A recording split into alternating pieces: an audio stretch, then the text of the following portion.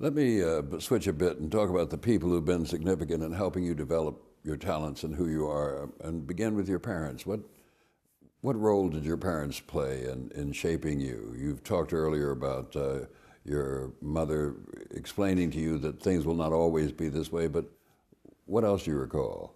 Well, it's taken me a long time to recognize the extent to which I walked down a path that was carved out for me by my mother.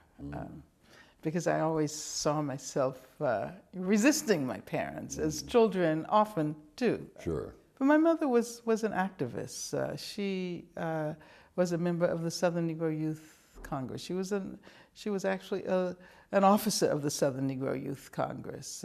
She was involved in the NAACP. She was involved in the campaign to free the Scottsboro Nine. And as a child, I had the opportunity to spend time with Black communists who had come to Birmingham to help organize there, to help organize the Southern Negro Youth Congress. So I often tell people that later when I joined the Communist Party, it was a difficult decision because I always considered the Communist Party to be so conservative. It was my parents' friends, I wanted to do something more interesting and more radical. But I do think that both in terms of my career as an educator and in terms of my life as an activist, I am following in my mother's footsteps. I wonder if your mother's political activity engaged you in some sort of way, stuffing envelopes, the mechanics of organizing campaigns like that. Did that happen? Well, yeah. A lot of things I don't necessarily remember, but I remember the stories that got told about Bull Connor and my parents' friends being run out of town. This is pre-civil rights. Right. But I don't think I got a sense of the work that was done during that period.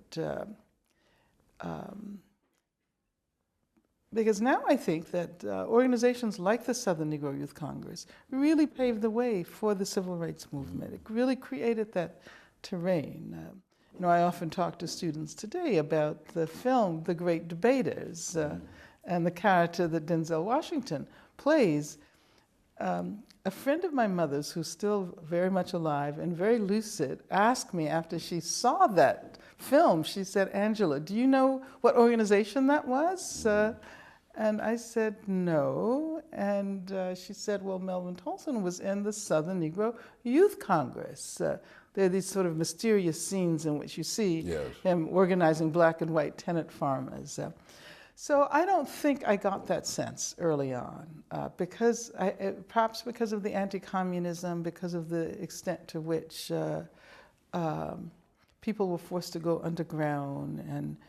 And when I was 6 years old, I remember being followed by the FBI. I do have those memories because they were looking for someone my parents knew who was a member of the Communist Party and who was underground. So I remember this. I remember this kind of fear of the FBI, and I also, I remember learning that you never talk to the FBI. When I was 6 years old, if they ask you any questions, don't answer at all.